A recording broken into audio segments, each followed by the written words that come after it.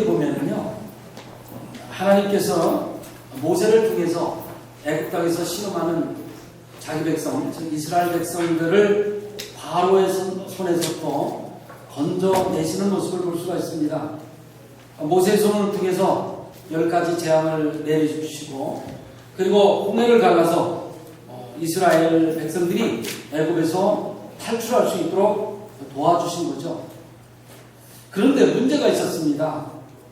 하나님은 자기 백성의 신음소리를 들으시고 그들을 구원해내셨습니다마는 이스라엘 백성들은 하나님의 이 놀라운 능력에는 관심이 없었다는 거죠. 오로지 자기들이 편한 것만 구하고 또 자기들이 하고 싶은 대로 자기들 뜻대로만 하기를 원했어요. 하나님께서는 이러한 이스라엘 백성들의 잘못을 끝까지 참아내시면서 자기 백성들을 광야길로 인도하셨어요. 그런데 그때 인도하실 때마다 낮에는 구름 기둥으로, 그리고 밤에는 불 기둥으로 그들을 인도해 내셨습니다. 출애굽 당시에 출애굽한 이스라엘 백성들이 수백만이었어요. 성경에 장정만 60만 명이라고 했으니까 곱하기 4 정도 하면 좋기 200만 명은 넘는 그러한 어마어마한 숫자들이 광야를 지나가고 있었기 때문에 먹는 문제, 그리고 마시는 문제가 아주 큰 문제로 다가왔습니다. 그러나 하나님께서는 하늘에서 만나를 내려주심으로 그들의 배를 채워주셨고, 그리고 목마를 때에 반석을 쳐서 물을 터뜨려서 이스라엘 백성들이 목을 축일 수 있도록 충분히 역사해 주셨습니다. 그런데도 백성들은 하나님의 능력을 바라보기보다는 자신들의 작은 불편을 참지 못하고 늘 불평, 불만을 일삼았던 거죠. 출애굽기에 보면 이러한 불평을 한 이스라엘 백성들에게 대한 결과가 나오는데 그 결과가 뭔지 아십니까? 하나님의 진노였습니다. 이것이 무엇이냐면 하나님을 근심하게 하는 일이었어요. 하나님의 그 놀라운 능력, 하나님이 우리를 향해서 하시고자 하는 그 모든 것들을, 그 뜻을 구하는 것보다는 자기들이 지금 있는 현재에 있는 작은 불평, 작은 분란을 토로함으로 말미암아 하나님을 근심하게 했다는 거죠. 하나님께서는 우리를 죄로부터 끌어내시기 위해서 한 사람 한 사람 우리 모두에 대한 어마어마한 계획과 뜻을 가지고 우리를 인도하시길 지금도 여전히 원하십니다. 그런데 우리가 그런 하나님의 능력을 인정하지 못하고 의심하며 계속해서 내 마음대로, 내 성질대로 살아가려고 할 때 하나님의 계획과 뜻은 매우 더디게 이루어질 수밖에 없는 거죠. 성령님은 우리의 불순종으로 말미암아 근심하시고 답답해 하실 때가 참으로 많습니다. 우리는 성령의 충만이 흘러넘쳐야 험한 이 세상을 이기고 나아갈 수가 있어요. 승리할 수가 있단 말이죠. 그렇지만 우리 안에 성령의 능력이 고갈되어지게 된다면 우리는 이 세상에서 가장 무기력한 사람으로 전락할 수밖에 없는 거예요. 그것이 바로 성령을 근심하게 하는 일이에요. 하나님은 여전히 우리를 바라보시고 우리를 기다려주시고 우리를 향해 하나님의 뜻을 펼치고 싶으신데 우리는 그것을 이해하지 못하고 나의 불편만, 나의 어떤 부족함만 그저 생각하면서 하나님을 의심하고 하나님의 뜻을 거스리고 이런 것들이 무엇이냐면 성령을 근심하게 하는 일입니다. 오늘 보면 30절 봅니다. 하나님의 성령을 근심하게 하지 말라. 그 안에서 너희가 구원의 날까지 인치심을 받았느니라.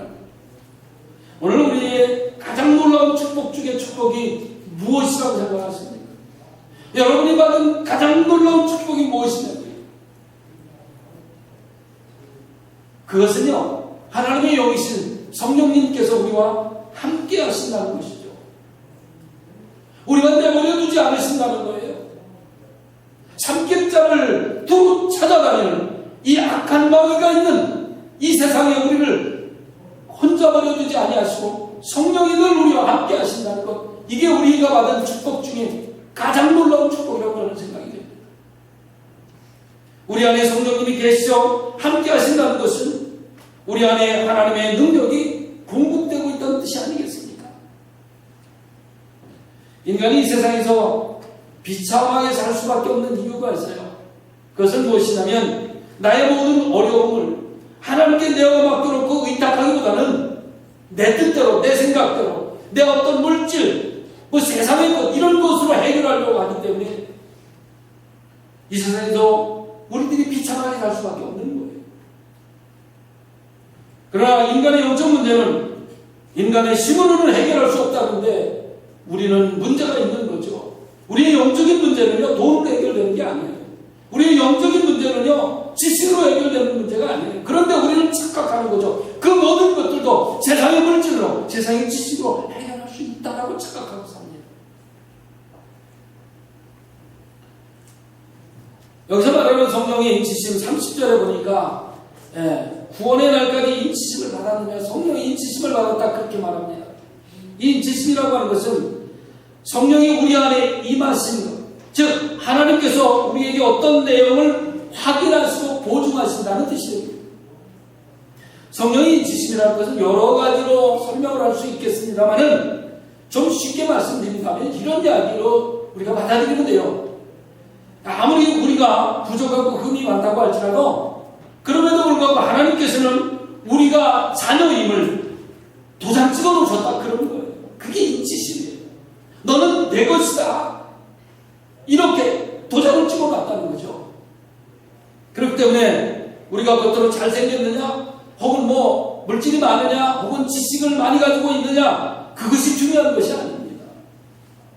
그 사람에게 하나님의 도장이 찍혔느냐, 인치심을 받았느냐, 그게 우리에게 또 중요한 문제예요.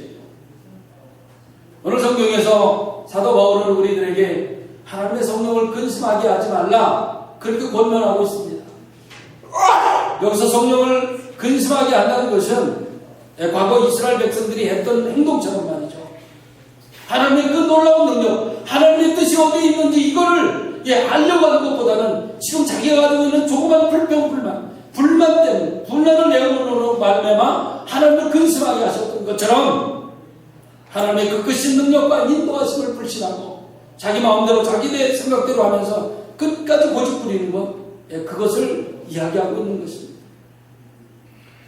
여호수아의 인도를 받아 이스라엘 백성들이 가나안을 정복할 때 말이죠.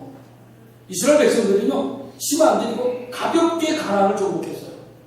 우리가 출애굽해 보면 알 수 있습니다. 물론 안성과 같이 어려운 그런 정복하는 때도 있었죠. 그러나 그것은 자기들의 문제가 있었던 거죠.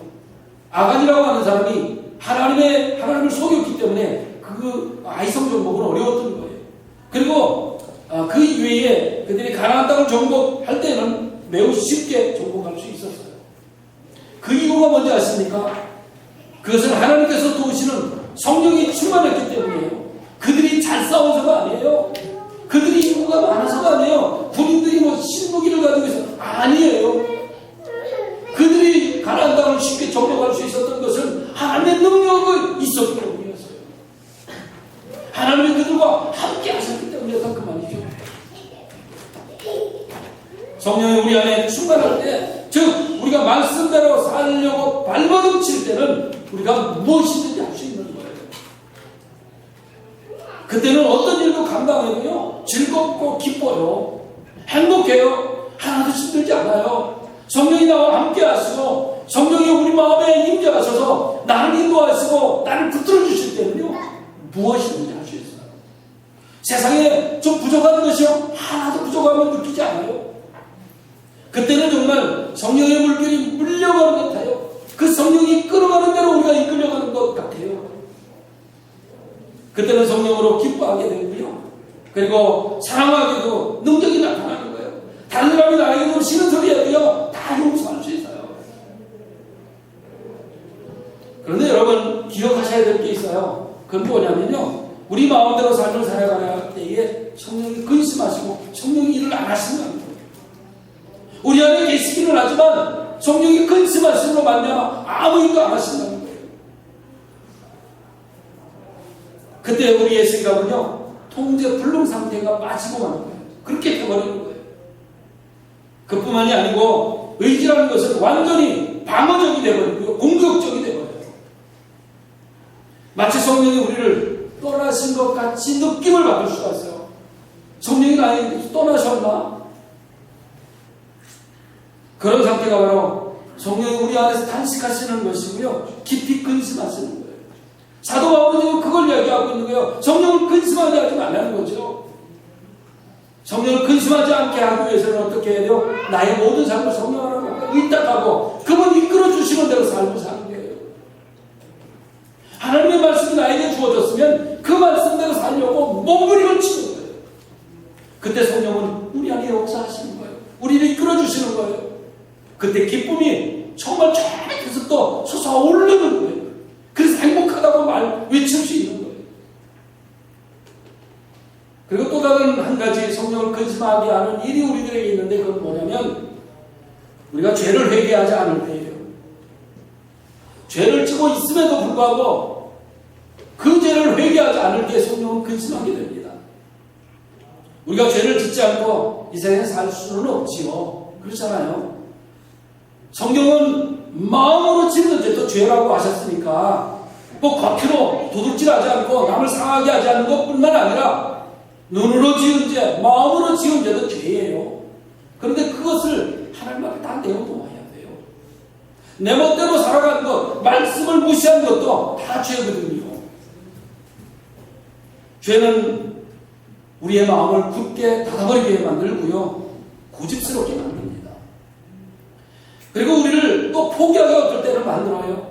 분명히 해갈 수 있는데 하나님의 뜻대로 해갈 수 있는데도 불구하고 포기하는 때가 있어요. 그게 다 무엇이면 죄 때문에 오는 거예요.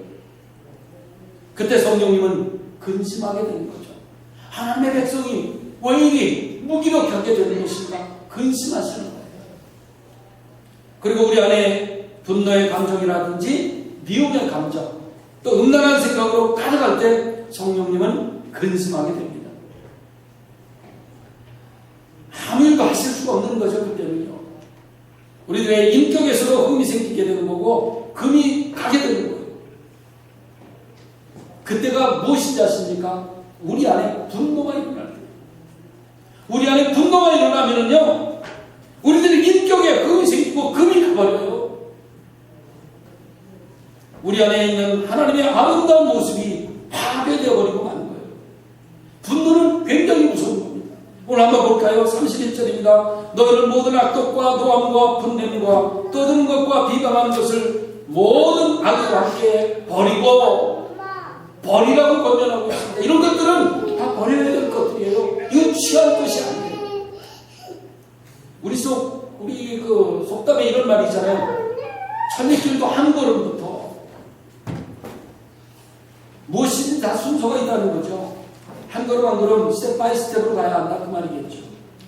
아무리 바빠도 우리가 어디 가려고 하면 날아갈 수는 없잖아요. 물론 비행기 타면 날아가는데 공항은 그냥 가나요? 공항도 여기서 날아가실래요? 안 되잖아요. 공항까지 우리 걸어가야 되죠. 그 비행기 타고 날아갈 수 있는 거예요. 어쨌든 간에 모든 것에 순서가 있다는 뜻이죠. 우리 속사람도 마찬가지예요. 우리의 겉사람만 그런 것이 아니라 우리의 속 내면의 사람들도 똑같습니다. 잘못된 우리 속사람이 자동적으로 고쳐질 수는 없어요. 아무 노력도 안 했는데 좋은 사람 된다? 결코 있을 수 없는 일입니다. 잘못된 우리 자신을 성령님 앞에 하나씩 다 내어놓고 고백해야 돼요. 그래야 고침을 받을 수 있고 회복받을 수 있는 거예요. 나의 잘못된 성격도요 하나님 앞에 내어놓아야만 합니다. 하나님 내 부정적인 성격, 나쁜 성격 고쳐주세요 이렇게 뭉뚱그려서 하나님 앞에 내어놓아서는 안 돼요. 좀 구체적으로 내어놓아야 돼요. 어떻게 해요? 하나님 제가 어제는요 어떤 사람에게 정말 이렇게 저렇게 못되게 굴었어요. 그 사람하고 상처받았을 거예요. 제 말 한마디에 그 사람은 마음이 찢어졌을 거예요. 하나님 나의 잘못된 성격 이런 잘못된 것 용서해 주세요. 고쳐주세요. 이렇게 구체적으로 내어놓고 나의 입술로 하나씩 고백하여 줄 때에 치료가 되는 거고 회복해지는 거예요. 뭐 그리스도인이거나 또 예수를 믿지 않는 사람들이거나 할 것 없이 말이죠. 사람의 속을 가장 많이 다치게 하고 속상하게 만드는 것, 아까 말씀드린 대로 분노입니다. 분노. 화내는 거예요. 화내는 거. 사람에게 가장 심각한 것은 분노의 감정으로 인해서 다친 마음을 치료하는 것. 굉장히 어렵다는 거죠. 그게 굉장히 우리들에게 심각한 거예요. 사람에 의해서 다친 마음은요, 그것이 치료되기 굉장히 시간이 걸려요. 한번 다친 상처는요, 죽을 때까지 잘 치워지지가 않아요. 여러분 다 경험해 보셨잖아요. 여러분 분노한 내 자신의 모습을 거울로 한번 보신 적이 있습니까? 얼굴은 벌겋고요, 눈도 충혈되어 있고요, 너무나도 손상되어 있는 내 모습, 얼그러진 내 모습을 볼 수가 있어요. 여러분 혹시 화가 잔뜩 났을 때 한번 거울을 일부러 한번 보세요. 내 모습이 어떨지요. 그거는요, 상상할 수 없는 내 모습이에요. 그것은 사실은 그럼에도 불구하고 내 모습이 참 모습은 아니라는 거죠. 예수님은 다른 사람에 대해서 비난하는 말을 한다든지 혹은 무시하고 욕하는 것이 바로 그 사람 안에 있는 영혼을 죽이는 것이다, 그렇게 말씀하세요. 내 영혼을 죽이는 거야. 그것은 결국 이런 죄가 지옥의 심판을 받게 된다, 그렇게 마태복음 5장 21절 이하에서 경고를 해주시고 계십니다. 제가 읽어볼게요. 옛사람에게 말하는 바 살인치 말라. 누구든지 살인하면 심판을 받게 되리라 하였다는 것을 너희가 들었으나 나는 너희에게 이르노니 형제에게 노하는 자마다 심판을 받게 되고 형제를 대하여 나가라 하는 자는 공회에 잡히게 되고 미련한 놈이라 하는 자는 지옥불에 들어가게 됩니다. 더 무섭잖아요. 예수님이 말씀하십니다. 형제에게 노하는 자마다 심판을 받게 된대요. 분노하는 자는 심판을 받다, 그 말이죠. 분노는 우리 안에 있는 인격을 완전히 짓밟아버릴 뿐만 아니라 다른 사람의 인격도 파괴시키는 거예요. 분노는요, 무지무지하게 무서운 거예요. 여러분 아무렇게나 화내지 마세요. 아이들에게도 그러지 마세요. 그 아이 상처받아요. 이 다음에 커서도요, 원망할 수 있어요. 그렇기 때문에 우리 그리스도인들이 신앙생활하면서 가장 조심해야 할 부분이 뭐냐면 이 분노를 만들지 않는 거예요. 분노라는 감정은 어느 정도 이렇게 이상 지속되게 되면요, 더 이상 나의 의지로 통제가 불가능하게 지게 됩니다. 그래서 화를 잘 내는 사람 보면요, 인격적으로 문제가 있어요. 이럴 때는 아무리 좋은 일이 있어도 화가 나고요, 늘 얼굴은 일그러져 있고요, 아무리 다른 사람들이 자기에게 잘해줘도 감사하지 못합니다. 그럴 때는 우리 그리스도인들은 어떻게 해서든지 내 마음속에서 분노가 일어나지 아니하도록 잠재워야 합니다. 분노가 한번 폭발하면 그 순간 마음의 그릇이 깨어져 버립니다. 그렇기 때문에 우리는 분노를 잠재워야 해요. 그러면 말씀을 통해서 잘 다듬어져 온 예쁜 나의 마음의 그릇이 한순간에 산산조각 나는 건 아주 쉬워요. 그걸 만들기는 굉장히 어렵고 시간이 걸리는데 한번 깨트리는 것은 순식간이에요. 여러분이 그 말씀으로 다져진 그 아름답고 예쁜 마음이요, 여러분의 분노 한 번 내로 인해서 망가져버리고 없어져버리는 거예요. 우리에게 이런 분노의 감정이 있을 때 치료하는 방법 뭔지 아십니까? 다른 방법이 없어요. 병원에 가면요, 잘 치료가 되지 않아요. 그것은 단 한 가지 방법, 성령의 불을 받아 성령 충만해지는 거예요. 여러분 성령의 충만이 뭔지 아십니까? 제가 입버릇처럼 말씀하시는데, 성령 충만함이라고 하는 것은 성령의 인도하심과 지배하심 속에 삶을 사는 거예요. 그분이 인도하시는 대로, 그분이 이끌어 주시는 대로 내가 살아가는 거예요. 내 멋대로, 내 생각대로 사는 것이 아니고 성령의 인도하심과 지배하심 속에 내가 삶을 다 내어 맡기고 사는 거예요. 그때 성령은 근심하지 않는 거죠. 그때 나에게 기쁨이 늘어나는 거예요. 분노하지 않을 수 있는 거예요. 옛사람을 성령으로 녹여 없애버리고 성령을 통해서 새 사람을 우리가 입어야만 합니다. 그러면 그리스도 안에서 새로운 감정의 용서가 또 감정이 생기게 되는 거예요. 이것이 믿는 우리들에게는 사실 놀라운 기적 중에 기적이죠. 다른 게 기적이 아니에요. 여러분, 내가 분노를 잠재울 수 있고 다른 사람이 나에게 어떤 잘못을 했을 때 내가 너그럽게 용서할 수 있는 거, 그게 기적 아닙니까? 다른 사람들은 못하는데 내가 그걸 할 수 있다는 거, 성령 충만함으로 말미암아 그를 용서하고 그를 기뻐하고 그를 세워줄 수 있고 그를 하나님께로 같이 인도해 함께 사랑의 공동체를 세워나간다면 이게 기적 중에 기적 아니에요. 분노를 치료하는 방법은 다른 방법이 없어요. 성령을 통한 방법밖에 없습니다. 성령 충만해야 돼요. 우리가 다른 사람에게 줄 수 있는 최고의 선물이 무엇인지 아십니까? 바로 용서하는 거예요. 다른 사람의 잘못을 용서해 주는, 이게 최고의 선물이에요. 32절로 갑니다. 서로 친절하게 하며 불쌍히 여기며 서로 용서하기를 하나님이 그리스도 안에서 너희를 용서하심과 같이 하라. 저와 여러분들은 사실 하나님 앞에 죄인들이에요. 그렇기 때문에 죽을 수밖에 없어요. 우리가 죄로 인해서 죽음이 들어왔다. 창세기 2장 10절에서 그렇게 말씀하시는데 그건 뭐냐면 나 때문이었다는 거예요. 내 죄 때문에 죽었다는 거예요. 다른 사람의 죄 때문에 내가 죽은 것이 아니고 죽음이 찾아온 것이 아니라 죽음의 굴레가 씌워진 것이 아니라 내가 잘못해서 죽음의 굴레가 씌워졌다. 그런데 하나님께서는 우리를 너무나도 사랑하셨어요. 죽음의 굴레가 씌워졌지만 하나님은 우리를 버리실 수가 없어요. 그래서 우리를 살리시기로 작정을 하셨습니다. 그렇지만 죄인인 우리들 스스로는 이 죽음의 굴레에서 벗어날 방법이 없었다는 것을 하나님은 너무나도 잘 아셨어요. 그래서 독생자 예수 그리스도를 우리를 대신해서 이 땅에 보내주셨고 우리를 대신해서 십자가에서 피 흘려 죽게 하셨던 거예요. 예수님께서 우리를 위해 십자가에서 피 흘려 죽지 않으셨다면 우리는 영원히 지옥 형벌을 면할 수 없었을 거예요. 죽음의 굴레에서 벗어나지 못했을 거예요. 예수님이 십자가에서 못 박혀 죽으신 이유는 우리들의 죄 때문이에요. 내가 지은 죄 때문이에요. 예수님은 십자가에서 못된 우리의 죄를 다 용서해 주셨어요. 그래서 우리는 너무나도 많은 죄를 예수님의 십자가의 보혈을 통해서 탕감받은 사람입니다.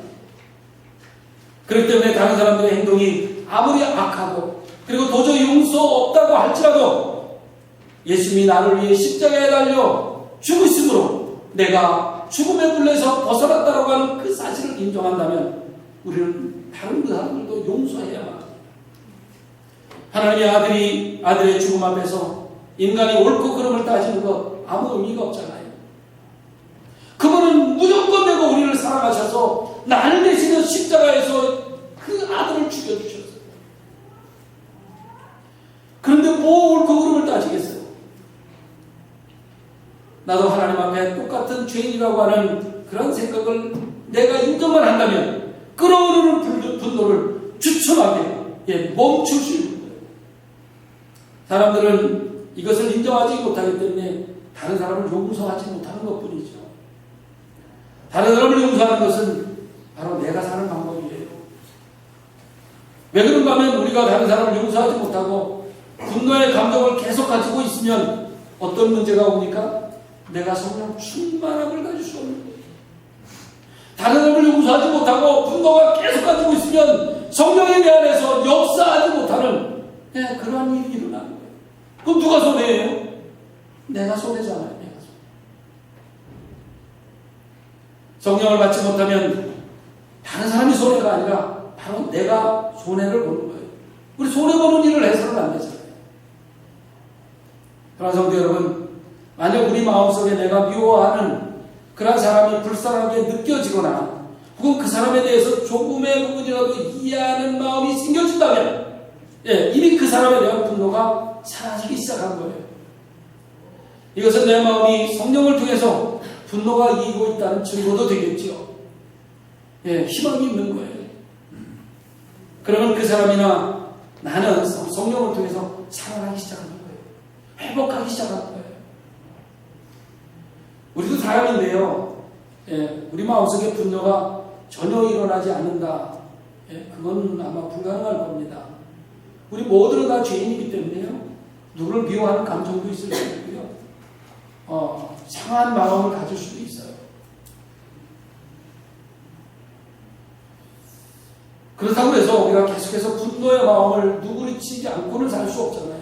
그건 예수 믿는 사람들이 아니잖아요.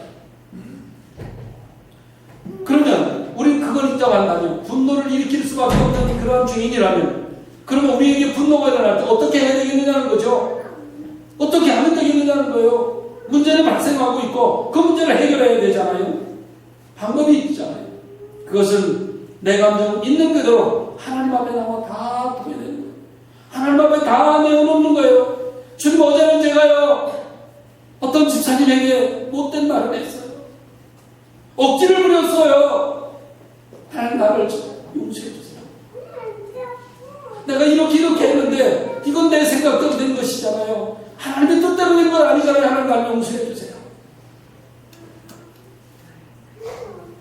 다 토해내는 겁니다. 그러면 하나님께서 그 분노를 모두 싸매주실 거예요. 그때부터요 성령께서 내 마음속에 일하기 시작하시는 거예요. 그때부터요 나는 회복되기 시작하는 거예요. 사랑하는 성도는 우리가 다른 사람을 용서해 주지 않으면 일시적으로만 하나님의 은혜가 나에게서 단절된다는 사실을 우리는 반드시 기억해야 합니다. 만약 내가 다른 사람을 미워해서 분노를 이기지 못해 성령 충만함을 잃어버린다면 누구 손해냐고요? 내 손해. 자신에게 어마어마한 손실을 가져오는 거예요. 차라리 다른 사람들에게 져주고요. 성령 충만을 빼앗기지 않는 것이 이기는 방법이고 내가 이익을 보는 방법이잖아요. 다른 사람의 허물과 죄를 용서하지 않으면 성령은 근심하게 됩니다. 자기 자신의 영혼을 메말라 죽게 하는 방법이기도 하고요. 우리 그것을 꼭 명심해야 합니다. 사도 바울은 오늘 말합니다. 성령을 근심하게 하지 말라. 저와 여러분들은 하나님께로부터 너무나도 많은 복을 받아 누리고 사는 사람들입니다. 그럼에도 불구하고 이 세상에서 다른 사람들로부터 조금의 손해를 보는 것은 우리를 좀 더 겸손하게 만드는 방법이기도 하겠죠. 그것을 가지고 분노하고 대결함으로 인해서 더 엄청나게 큰 하나님의 축복을 손해봐서는 안 될 것입니다. 그것은 어리석은 자들이 하는 일이잖아요.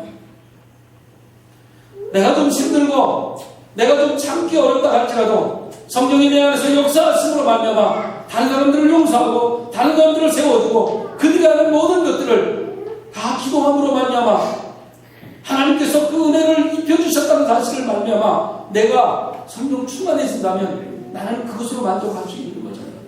내가 이익을 보는 거잖아요. 그런데 다른 사람들을 왜 용서하지 못하겠어요? 우리에게는 어마어마한 성령의 능력이 있다는 사실을 기억해야 합니다. 다른 사람과의 작은 싸움, 또 자존심의 싸움, 또 내 어떤 고집 때문에 성령 충만의 축복이 막혀서는 절대로 안 될 거예요. 그것은 내가 어마어마한 손해를 보는 일이기 때문이죠. 우리는 우리의 자존심과 내 고집을 다 내려놓고 하나님 앞에 겸손히 낮아짐으로 성령 충만해지는 복을 누리면서 살아가야 합니다.